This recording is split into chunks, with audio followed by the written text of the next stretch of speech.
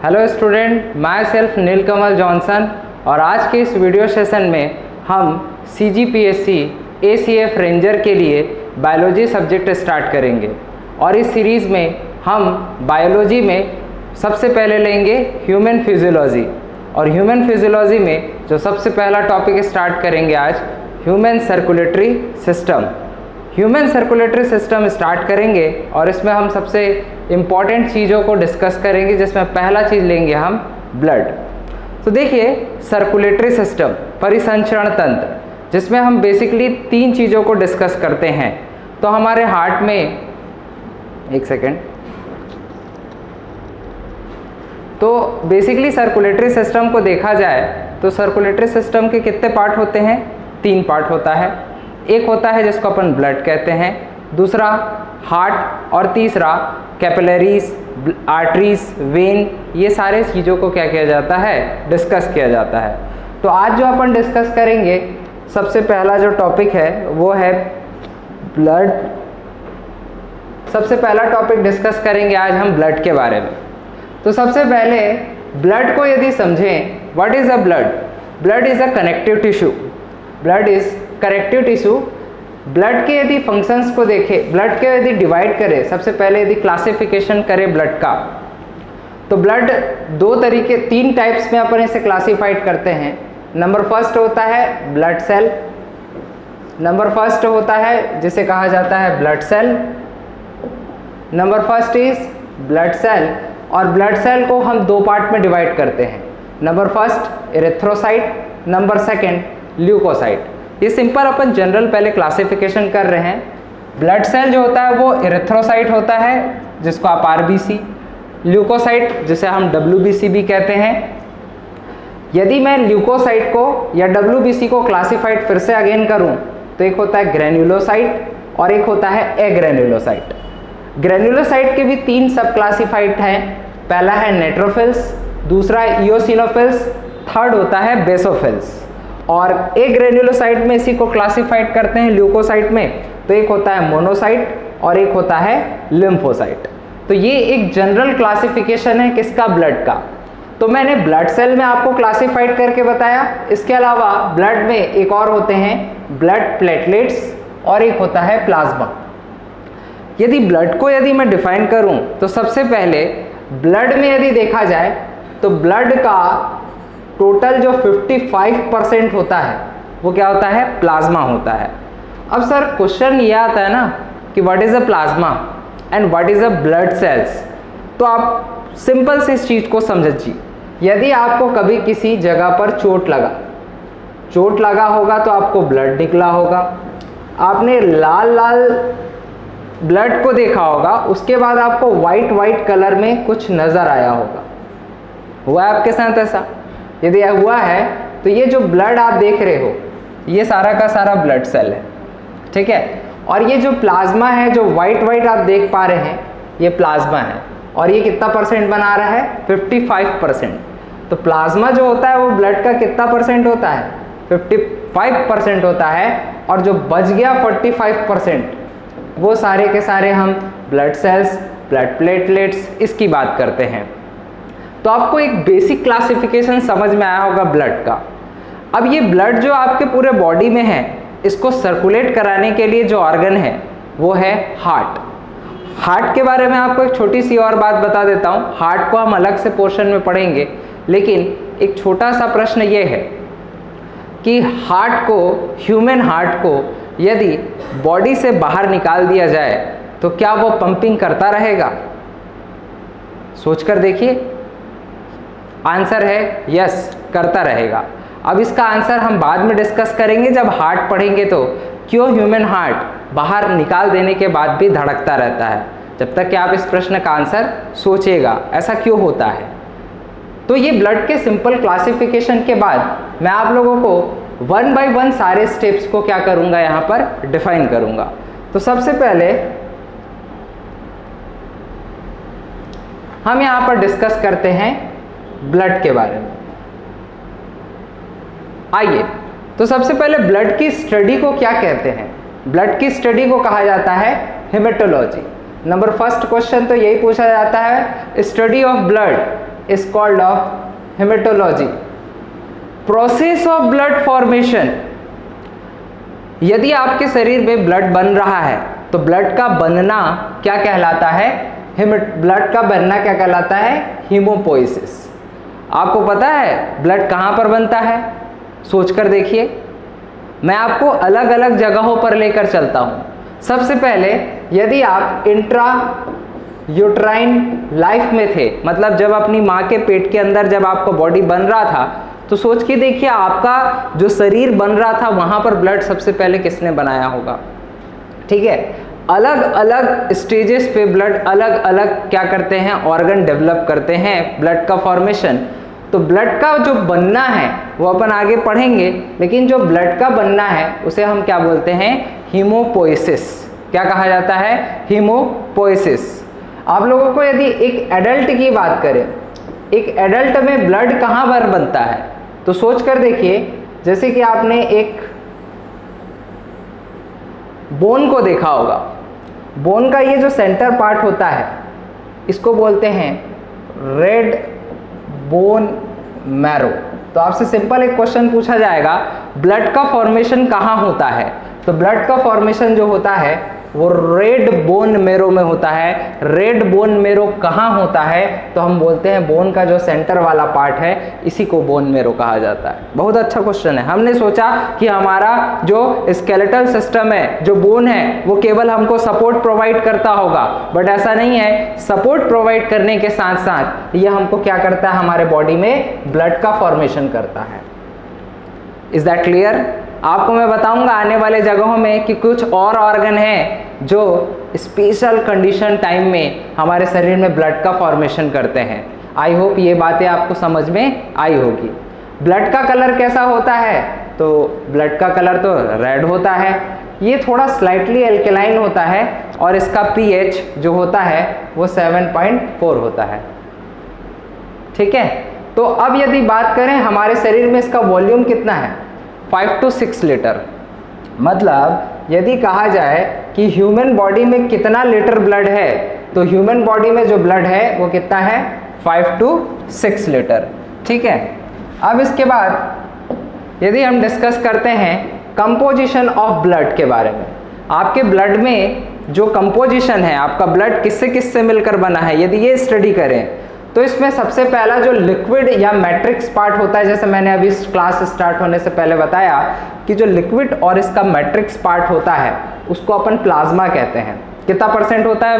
55%। बाकी जो 45% होता है वो आपके ब्लड सेल्स होते हैं, जिसमें आपने देखा कि इसमें आरबीसी पढ़ते हैं, डब्ल्यूबीसी पढ़ते हैं, प्लेटलेट्स पढ़ते हैं। ये सारे के सारे ब्लड सेल्स कहलाते हैं। जैसे कि यहाँ पर लिखा है RBC, WBC, platelets formed element this called of blood corpuscles. अच्छा, एक क्वेश्चन और पूछता हूँ मैं आपको, आरबीसी का पूरा नाम क्या बोलते हैं? रेड ब्लड सेल कि रेड ब्लड कार्पसेल्स? तो यदि क्वेश्चन ये है कि रेड ब्लड कार्पसेल्स कहा जाता है तो आखिर इसका मीनिंग क्या है? ये भी आपके लिए एक छोटा सा क्वेश्चन है। हम धीरे धीरे जब पढ़ते जाएंगे तो ये सबका आंसर देते जाएंगे। मैं आपके लिए क्वेश्चन यहाँ पर बिल्डअप करते जा रहा हूँ और जैसे जैसे हम आगे बढ़ते जाएंगे वैसे वैसे आपके सारे क्वेश्चन क्या होते जाएंगे? क्लियर होते जाएंगे। आई होप ये सारी बातें, बेसिक नॉलेज आपको समझ में आया होगा। इसके बाद हम आगे बढ़ें तो composition of plasma, number first study करेंगे हम यहाँ पर प्लाज्मा के बारे में। तो प्लाज्मा जो होता है वो ब्लड का 55% है। आपसे क्वेश्चन पूछा जाता है कि प्लाज्मा में कितना परसेंट वाटर होता है? प्लाज्मा में कितना परसेंट वाटर होता है? तो 90 to 92% इसमें क्या पाया जाता है? वाटर पाया जाता है। 8 से 10% इसका क्या होता है? सॉलिड पार्ट होता है। तो सिंपल सा क्वेश्चन आया एक एग्जाम में कि ब्लड प्लाज्मा में कितना परसेंट वाटर होता है? तो आंसर क्या है? सिंपल सा 90 से 92% इसमें क्या होता है? वाटर होता है। अच्छा, इसमें कुछ इनऑर्गेनिक पार्ट भी होते हैं, जैसे कि इसमें कुछ आयंस हैं, जैसे कि सोडियम है, पोटेशियम है, कैल्शियम है, क्लोरीन है, बाइकार्बोनेट है, सल्फेट है, फॉस्फेट है, ये उतना ध्यान रखने वाली बात नहीं है। जनरली याद रखिएगा कि इसमें जो प्लाज्मा है सोडियम, पोटेशियम, कैल्शियम, ये सारा का सारा चीज़ आपको याद होना चाहिए। आपको भविष्य में एक सिंपल सा क्वेश्चन पूछा जाता है कि ब्लड क्लॉटिंग में कौन सा आयन सबसे इंपॉर्टेंट रोल करता है। तो ब्लड जो क्लॉट बनता है, ब्लड जब खून बहता है उसके बाद क्लॉटिंग होती है, उसके लिए मेन जो आयन है वो कौन सा है? तो आंसर क्या है? कैल्शियम। सिंपल सा आया हुआ क्वेश्चन है, कई बार पूछा जाता है। सॉल्ट वगैरह याद रखिएगा, NaCl, KCl, sodium bicarbonate, potassium bicarbonate, ये सारा का सारा चीज होता है, याद रखना। Sodium chloride also called as common salt, इसे आप केमिस्ट्री में भी पढ़ते होंगे, ठीक है। तो ये बेसिक कंपोजिशन है किसका? हमारा प्लाज्मा का। इसके बाद हम आगे बढ़ते हैं। इसके बाद नेक्स्ट है प्लाज्मा के बारे में मैं डिस्कस करता हूं। तो बेसिक चीज मैं डिस्कस कर रहा हूं यहाँ पर कि प्लाज्मा में कितना % प्रोटीन है, तो कितना % वाटर है। तो 90 to 92% क्या होता है? इसमें वाटर होता है। इसके बाद यदि अपन डिस्कस करें यहाँ पर next point, what is a plasma protein. तो प्लाज्मा प्रोटीन में हम सबसे पहले यहाँ पर ले रहे हैं जिसका नाम है फाइब्रिनोजन। वैसे 3 क्लासिफिकेशन, सॉरी एक मिनट,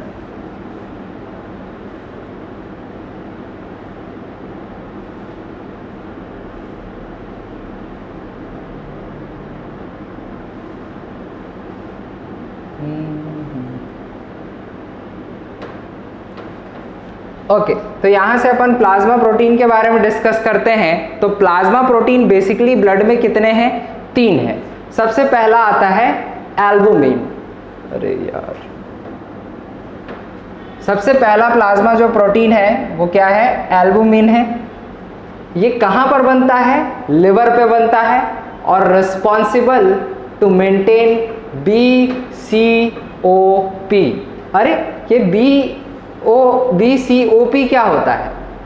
देखिए जरा सा, जैसे ये मान लीजिए आपका ब्लड है। अब ब्लड में यहाँ पर से बहुत सारे क्या होते हैं? वाटर मॉलिक्यूल्स होते हैं। इसके अलावा जो आपके RBC है जो यहाँ पर मूवमेंट करता है, RBC जो है यहाँ पर फ्लो कर रहा है इस ब्लड वेसल्स में, तो इसको इस ब्लड वेसल से बाहर आने से क्या करता है? कोई ना कोई प्रोटीन क्या करता है? बाइंड करके रखता है जिससे ये यहाँ से बाहर ना निकल सके। सोच कर देखिए, यदि इस ब्लड वेसल से यदि ये वाटर बाहर आना चालू कर जाए तो ये क्या हो जाएगा? दूसरे जगह क्या हो जाएगा? पानी भर जाएगा, जिसको हम एडिमा कहते हैं। कब? जब इस एल्बुमिन की कमी हो जाए। जैसे कि सिंपल सा यहाँ मैंने कहा, एल्बुमिन क्या करता है? Blood colloid osmotic pressure control करता है, वाटर को बाहर निकलने से रोकता है। क्लियर है? यदि इस एल्बुमिन की आपके शरीर में क्या आ जाए? कमी आ जाए, तो इसको कमी को बोलते हैं हाइपो। कमी को क्या कहा जाता है? हाइपो। और एल्बुमिन हाइपो एल्बुमिनिया हो जाए तो बताइए कौन सी बीमारी हो सकती है? तो आंसर क्या है? इडीमा। इडीमा में क्या होता है? पानी यहाँ से बाहर आने लग जाता है और बॉडी के किसी पार्ट में इकट्ठा होने लग जाता है, इसे कहा जाता है इडीमा। तो इडीमा किसकी वजह से होता है? हाइपो एल्बुमिनिया। आपको पता होना चाहिए ये एक प्रोटीन है, कहाँ है?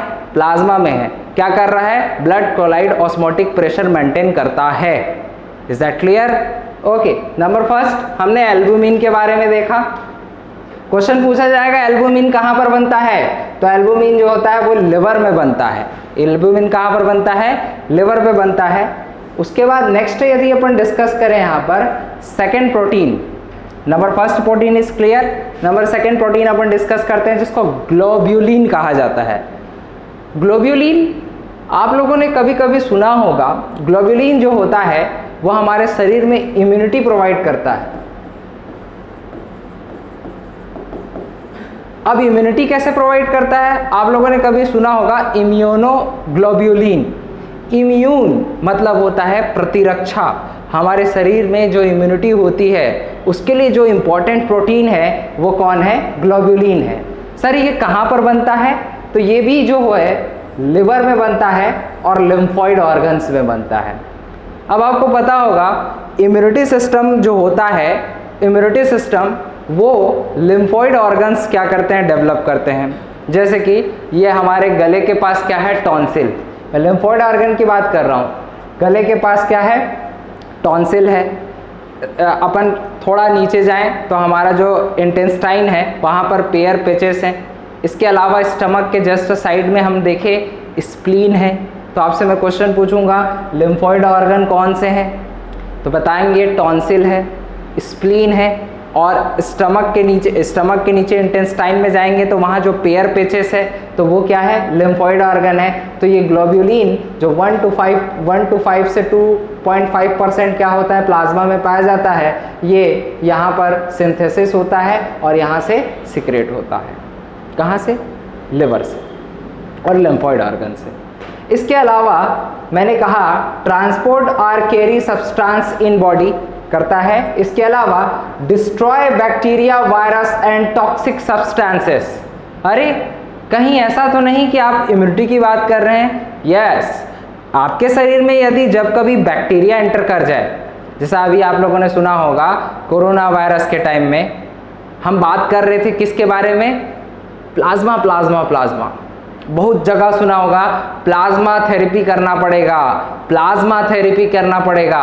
ये प्लाज्मा थेरेपी क्या है, तो कुछ नहीं, मैं आगे पढ़ाऊंगा आपको। हमारे ब्लड में जो प्लाज्मा होता है वही प्लाज्मा एंटीबॉडी का निर्माण करता है। और जब आपके शरीर में एंटीबॉडी बनती है तो जो भी एंटीजन, जो वायरस और टॉक्सिक कुछ भी सब्सटेंसेस होंगे एंटर करेंगे, तो ये प्लाज्मा में जो एंटीबॉडी है वह एंटीबॉडी उसे डिस्ट्रॉय करेगी। वैसे बेसिकली देखा जाए तो ब्लड में 3 तरीके के ग्लोब्यूलिन्स क्या है, प्रेजेंट है, अल्फा, बीटा, गामा। मैं थोड़ा सा डिस्कस करूंगा आपको गामा ग्लोब्यूलिन के बारे में, यही हमारे काम का है।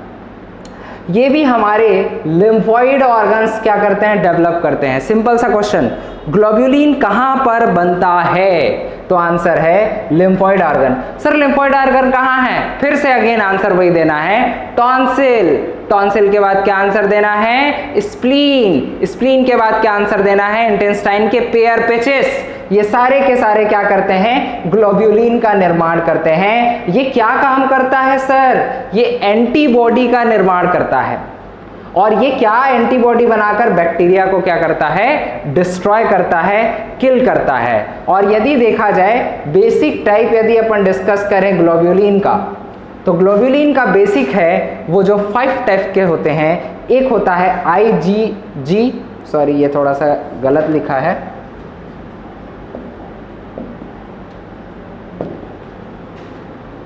यहाँ पर जो आप देख रहे हैं IgG, ये थोड़ा सा ऐसे कर लेंगे, ये होता है IG, ये G होता है। सेकेंड होता है IgA, IgM, IgD, IgE। ये क्या है सर, यही तो इम्यूनोग्लोब्यूलिन है, एंटीबॉडी है। थोड़ा सा इसके बारे में मैं नॉलेज बता देता हूँ आप लोगों को। IgG प्लेसेंटा बैरियर कहलाता है। जब एक बच्चा अपनी माँ के पेट के अंदर में होता है तो बच्चे को जो प्रतिरक्षा, जो इम्यूनिटी प्रोवाइड करती है वो मदर के थ्रू प्रोवाइड होती है। और उसमें कौन सी एंटीबॉडी काम आती है, सोचिए ज़रा। यस, उसमें जो एंटीबॉडी होती है वो IgG होती है। सोच के देखो ना, जब एक बच्चा अपनी माँ के पेट के अंदर होगा तो क्या उसमें कोई इम्यूनिटी बन रही होगी? वो तो जब बाहर आता है तब हम उसमें क्या करते हैं, वैक्सीनेशन लगाना स्टार्ट करते हैं। लेकिन जब एक बच्चा अपनी माँ के पेट के अंदर है, प्लेसेंटा से कनेक्टेड है, तो सारा का सारा जो उसको इम्यून सिस्टम मिलता है वो अपनी माँ से मिलता है। और प्लेसेंटा को जो क्रॉस कर सकता है वो कौन सा, IgG, प्लेसेंटा बैरियर कहते हैं, ध्यान रखिएगा, IgG। बहुत फेमस क्वेश्चन। दूसरा है यहाँ पर IgA। दूसरा जो इम्यूनोग्लोब्यूलिन है वो है IgA। और ये IgA होता है, ये मदर मिल्क में पाया जाता है। शुरू के 6 मंथ जब माँ अपने बच्चे को दूध पिलाती है तो उसमें इनिशियल स्टेज में यदि देखा जाए तो कौन सा, IgA इम्यूनोग्लोब्यूलिन होता है। तो 2 क्वेश्चन पूछा जाता है, प्लेसेंटा बैरियर, IgG, मदर का जो मदर मिल्क जो होता है उसमें कौन सी इम्यूनिटी होती है, IgA। Famous question. बाकी IgM, IgD और IgE उतना इंपॉर्टेंट नहीं है। आप लोगों ने एक और नाम सुना होगा, एलर्जी। किसकी वजह से होता है? IgE। कभी कभी देखा होगा एलर्जी एक बीमारी है क्या? अस्थमा एक बीमारी है क्या? ना, अस्थमा एक एलर्जी है। ये IgE की वजह से होता है। आप लोगों ने देखा होगा सांस लेने में दिक्कत आती है, ये क्या हो जाता है? कॉन्स्ट्रिक्ट हो जाता है, सांस अंदर नहीं जा पाता, ये इन्फ्लामेशन करा देता है IgE। तो ये क्वेश्चन सिंपल पूछे जाते हैं, इतना ध्यान रखिएगा। आई होप ये आप लोगों को इम्यूनिटी के बारे में समझ में आया होगा। तो सिंपल सा एक चीज क्वेश्चन मैं पूछ लूं कि आपके शरीर में ग्लोब्यूलिन क्या काम करता है, तो आप आंसर देंगे क्या काम करता है? एंटीबॉडीज बनाता है। प्लाज्मा प्रोटीन, यही है प्लाज्मा प्रोटीन। तो आंसर है ग्लोब्यूलिन क्या है, ये समझ में आ गया। एल्बुमिन क्या है, समझ में आ गया। एल्बुमिन के बारे में और ग्लोब्यूलिन के बारे में बहुत बार क्वेश्चन पूछा जा चुका है, तो ध्यान रखिएगा। एल्बुमिन 4% बनता है। सबसे अच्छा ये क्वेश्चन और आता है कि प्लाज्मा प्रोटीन में सबसे ज़्यादा क्या पाया जाता है, तो आंसर क्या देंगे? एल्बुमिन। कहाँ बनता है, तो आंसर बताएंगे लिवर में, और वहीं से क्या बनता है? प्रोड्यूस होता है, वहीं सिंथेसाइज होता है लिवर में। आपका ग्लोब्यूलिन कहाँ बनता है? लिम्फोइड ऑर्गन में। ठीक है, तो ये हमारे ब्लड में इस तरीके की प्रोसेस कंप्लीट होती है। अब इसके बाद नेक्स्ट यदि अपन आगे बढ़ें, थर्ड है जो सबसे इंपॉर्टेंट है, जिसका नाम है फाइब्रिनोजन। तो ये जो फाइब्रिनोजन है ये प्रोड्यूस बाय क्या होता है? लिवर। जो हमारा लिवर है, इसको भी सर ऐसा बोल रहे हैं क्या बार बार लिवर लिवर लिवर, तो क्या लिवर ही सबसे इंपॉर्टेंट है? Yes, liver is most important organ in the human body. सबसे ज़्यादा बिजी ऑर्गन कहा जाता है लिवर को। मैक्सिमम फंक्शन ह्यूमन बॉडी में कौन कर रहा है? लिवर कर रहा है। तो मैं कहता हूँ फाइब्रिनोजन थर्ड प्रोटीन है प्लाज्मा का, जो आपके लिवर द्वारा प्रोड्यूस होता है। ये लार्जेस्ट प्लाज्मा प्रोटीन कहलाता है। सबसे मेन फंक्शन होता है help in blood clot. Blood clotting में कौन सा प्रोटीन इंपॉर्टेंट रोल अदा करता है, तो आंसर क्या है? फाइब्रिनोजन। फाइब्रिनोजन जो है वो आपके शरीर में ब्लड क्लॉट करता है। अब एक सिंपल सा क्वेश्चन और पूछा जाता है। एक सिंपल सा क्वेश्चन यहाँ पर ये पूछा जाता है कि यदि आपके शरीर में ब्लड ग्लूकोज लेवल जो है वो कितना है, यदि हमारे शरीर में ब्लड का ग्लूकोज लेवल पूछा जाए तो वो कितना है, तो हम बताते हैं 80 to 100 मिलीग्राम पर 100 ml। Normal glucose level in human body human blood is 80 to 100 milligram पर 100 ml। एक्सीड कब होता है, इसका लेवल कब होता है, हाई कब होता है, तो आप बताते हैं जब इसका लेवल 180 से क्या चला जाए? ऊपर चला जाए। मतलब 180 से जब ये ऊपर चला जाने लगता है तो ये यूरिन में मिलने लगता है, तो इसे ग्लाइकोसूरिया के नाम से जाना जाता है। मतलब ग्लूकोज का यूरिन में मिलना ग्लाइकोसूरिया कहलाता है। समझ पा रहे हैं? इस चीज़ को समझने के लिए मैं आप लोगों को थोड़ा सा एक कंसेप्ट बता देता हूँ। डायबिटीज़ मेलिटस का नाम सुना होगा आप लोगों ने, यस या नो बोलिए। डायबिटीज़ और मेलिटस, डायबिटीज़ मेलिटस आप लोगों ने पढ़ा होगा। तो डायबिटीज़ मेलिटस में इस कंसेप्ट को अपन यहाँ पर समझते हैं। देखो डायबिटीज़ मेलिटस क्या होता है, हम इसी ब्लड वाले पॉइंट में थोड़ा सा समझने की कोशिश करते हैं।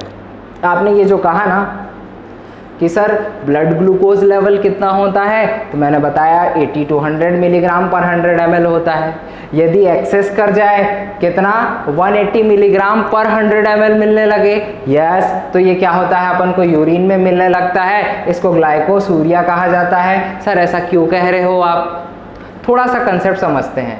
मान लीजिए डायबिटीज़ मेलिटस आपको मैं समझाता हूँ। ये मान लीजिए आपका ब्लड है और ये आप लोगों ने यहाँ पर से क्या क्या खाया, खाना खाया। खाना खाएंगे तो ऑब्वियस सी बात है ये खाना जो होगा ग्लूकोज में जाकर टूटेगा। यस, ये ग्लूकोज जो है वो किस में जाएगा, आपके ब्लड में। ऑब्वियस सी बात है, आपके शरीर में सारी की सारी सेल को क्या चाहिए? ग्लूकोज चाहिए। खाओगे, डाइजेस्ट होगा, ग्लूकोज बनेगा, ब्लड में ग्लूकोज का लेवल क्या होगा? बढ़ेगा। पर ऐसा तो नहीं है कि ब्लड में हम ग्लूकोज का लेवल बढ़ाते चलें। यस, ये वही चीज़ है। नॉर्मल ब्लड ग्लूकोज जरूरी है, आपके शरीर में मीठापन जरूरी है, लेकिन यदि एक्सेस हो जाए, सर ये एक्सेस कैसे होगा? आपको पता है आपके शरीर में एक हार्मोन होता है जिसको बोलते हैं आप इंसुलिन। तो ये मान लीजिए एक सेल है और ये ब्लड है, और इस ब्लड से इस ग्लूकोज के लेवल को कम करने का काम कौन कर रहा है? इंसुलिन कर रहा है। तो ये जो इंसुलिन हार्मोन होता है, कहाँ से निकलता है इंसुलिन हार्मोन? पैंक्रियाज से। पैंक्रियाज की कौन सी सेल से? बीटा सेल से। बहुत बढ़िया। ग्लूकोज के लेवल को बढ़ाने के लिए भी एक हार्मोन है, yes yes, alpha cell pancreas का क्या निकालता है? ग्लूकेगॉन। क्या कर रहा है? ग्लूकोज को बढ़ा रहा है। यस सर, हमको समझ में आया कि अल्फा सेल है जो ग्लूकेगॉन निकाल रहा है और वो ग्लूकोज के लेवल को बढ़ा रहा है, और इंसुलिन जो है वो उसी की बीटा सेल निकाल रही है, और ये इस ब्लड के ग्लूकोज को पकड़ के खींच के किसको दे रहा है? आपकी सेल को दे रहा है। लेकिन आपको पता है डायबिटीज मेलिटस में ये इंसुलिन इसकी कमी हो जाती है। सोच कर देखिए, यदि इंसुलिन की कमी हो गई आपके बॉडी में तो ग्लूकोज का लेवल क्या होने लगेगा? आपके ब्लड में बढ़ने लगेगा। और यदि ये ग्लूकोज का लेवल बढ़ने लग जाए तो ये ग्लूकोज ब्लड के बाद फिल्टर होने के लिए किडनी में जाता है, और बहुत सारा ग्लूकोज जनरली ग्लूकोज जो होता है वो शरीर में इम्पॉर्टेंट होता है तो वापस रीअब्जॉर्ब हो जाता है। लेकिन यदि बहुत सारा ग्लूकोज हो गया तो ये ग्लूकोज जो होते हैं वो यूरिन से क्या होने लग जाते हैं? पास होने लग जाते हैं। इसीलिए देखना जो डायबिटीज पेशेंट होते हैं उनके यूरिन में चींटी भी आसपास क्या होने लगते हैं? आसपास झूमने लग जाते हैं, क्योंकि उसमें ग्लूकोज लेवल आ जाता है। ब्लड टेस्ट यूरिन टेस्ट करते हैं तो यदि इसमें मैं यदि ग्लूकोज पा जाऊं तो क्या कह सकता हूं? इसको डायबिटीज के चांसेस हैं। Is that clear? आपको डायबिटीज मेलिटस समझ में आ रहा है? तो डायबिटीज मेलिटस एक क्वेश्चन मैंने और बना दिया कि डायबिटीज मेलिटस में क्या होता है, तो बताओगे इंसुलिन की कमी होती है, इंसुलिन कम होता है, ब्लड में ग्लूकोज बढ़ता है, ब्लड में ग्लूकोज बढ़ता है तो उसको फिल्टर करते हैं किडनी से, और किडनी जो होती है वो ग्लूकोज को यूरिन में क्या करने लग जाती है? पास करने लग जाती है। और जब ब्लड में यूरिन में ग्लूकोज आने लग जाए तो इसे क्या कहते हैं? अपन डायबिटीज मेलिटस कहते हैं। आई होप आपको समझ में आया होगा। तो ये अपीयर होने लगता है यूरिन में तो हम इसे क्या कहते हैं? ग्लाइकोसूरिया कहा जाता है। फास्टिंग ग्लूकोज याद रखिएगा हमारे शरीर में कितना है? 70 to 170 मिलीग्राम पर DL के आसपास अपन ये देखते हैं। तो ये आप लोगों को थोड़ा थोड़ा ये प्लाज्मा प्रोटीन के बारे में आपको समझ में आया होगा। तो मैंने सारे प्रोटीन के बारे में डिस्कस किया यहाँ पर। सबसे पहला प्रोटीन मैंने क्या बताया आप लोगों को? पहला प्रोटीन क्या बताया? एल्बुमिन। दूसरा क्या है? ग्लोब्यूलिन। और तीसरा क्या है? फाइब्रिनोजन। सर हमको थोड़ा सा शॉर्ट में बता दीजिए ना क्या हुआ आखिर ये तीनों प्रोटीन का? एल्बुमिन ब्लड का कोलॉइड ऑस्मोटिक प्रेशर कंट्रोल किया, यस या नो? ब्लड से लिक्विड को बाहर जाने नहीं दे रहा है, बाहर जाने देता कमी होती इडिमा। क्या? इडिमा। दूसरा ग्लोब्यूलिन। ग्लोब्यूलिन हमारे शरीर में एंटीबॉडी बनाता है, एंटीबॉडी बनाता है तो वायरस बैक्टीरिया को किल करते हैं। प्लाज्मा प्रोटीन जो कोरोना वायरस में बहुत चला, प्लाज्मा थेरेपी करेंगे, प्लाज्मा थेरेपी करेंगे। आपके शरीर में यदि कोई इंटर करेगा तो प्रोटीन यदि एंटीजन इंटर करेगा तो एंटीबॉडी बनेगा, और उसी एंटीबॉडी को खींच के आपके शरीर में डालना था। Is that clear? Number third, fibrinogen. Fibrinogen is blood clot factor. Blood clot factor में फाइब्रिनोजन के अलावा एक और नाम दिया मैंने, कौन सा? Iron. Calcium is most important. Blood का ग्लूकोज लेवल ध्यान रखिएगा कितना होता है? 80 to 100 मिलीग्राम पर 100 ml, और एक्सीड करता है तो कितना होता है? 180 मिलीग्राम पर 100 ml। एक्सीड करने के बाद ये यूरिन से क्या होने लग जाता है? पास होने लग जाता है। इसे बोलते हैं ग्लाइकोसूरिया। बहुत बार फेमस क्वेश्चन है, ध्यान रखिएगा। तो ये प्लाज्मा प्रोटीन के बारे में हमने डिस्कस किया है। इसके बाद नेक्स्ट वीडियो सेशन में हम डिस्कस करेंगे इसके आरबीसी पार्ट को।